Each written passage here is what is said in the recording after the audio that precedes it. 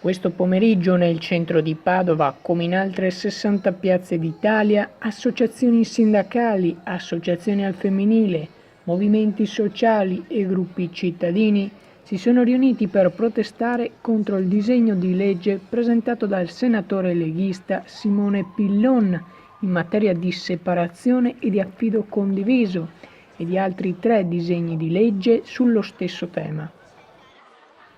La legge contro la quale già 95.000 persone si sono espresse sul web in maniera contraria è contestata univocamente su 5 punti principali: no alla mediazione obbligatoria e al pagamento, no all'imposizione di tempi paritari e alla doppia domiciliazione dei minori, no al mantenimento diretto, no al piano genitoriale e no all'introduzione del concetto di alienazione parentale.